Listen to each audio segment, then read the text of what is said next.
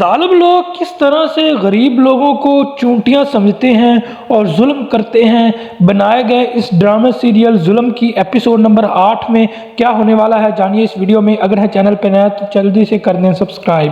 Episode number 8 میں آپ لوگ دیکھیں گے کہ جب ایک سماجی کارکن اور اس کا بیٹا وکیل آپس میں بات کر رہے ہوں گے، چونکہ آپ نے دیکھا کہ کس طرح سے ایک امیر سیاستدان کا بیٹا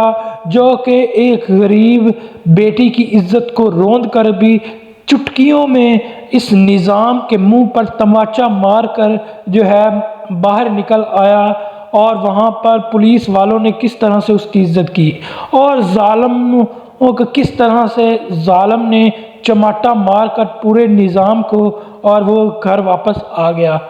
اور نہ صرف گھر واپس آیا بلکہ اس نے الٹا جن پر ظلم کیا تھا ان کے ہی خلاف جو ہے وہ اس کے بھائی عیشا کے اس پر اس نے کر دیا ہے منی لانڈرنگ کا مقدمہ، اور اس کی FIR کاٹنے پولیس پہنچ گئی اور وہ اس کو گرفتار کر کے لے گئے۔ جیسے ہی گرفتار کرتے ہیں تو میڈیا پر جب خبر چلتی ہے کہ الٹا اس کے بھائی کو ہی پکڑ لیا گیا، تو جب یہ ایک سماجی رہنما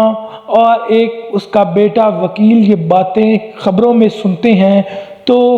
اس کی ماں سماجی کارکن جو کہ وکیل کی جو ماں ہوتی ہے، وہ اپنے بیٹے کو کہتی ہے کہ جب تک ہمارا نظام جس کے پلڑے میں پیسہ ڈال کر ترازو کو اپنی طرف دھکیلتا رہے گا، ہمارے معاشرے میں اسی طرح ظلم اور ستم ہوتا رہے گا۔ جب انصاف کرنے والوں کا ترازو نوٹوں کی بوجھ سے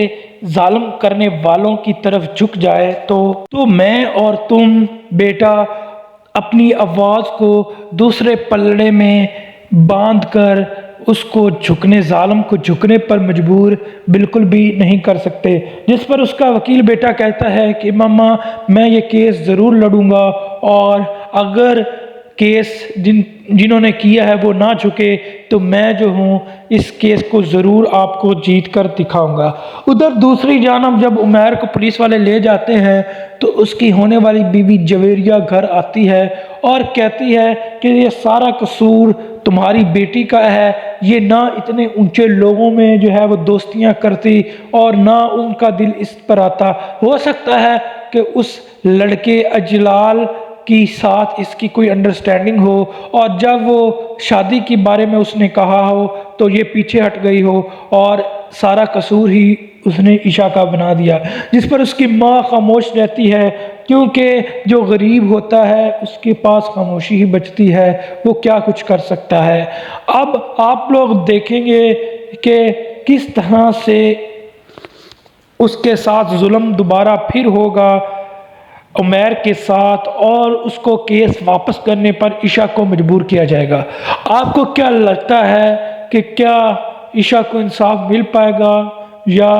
پھر وہ وکیل سماجی کارکن کا بیٹا کیا عیشا کو انصاف دلا پائے گا؟ کمنٹ میں ضرور بتائیے گا۔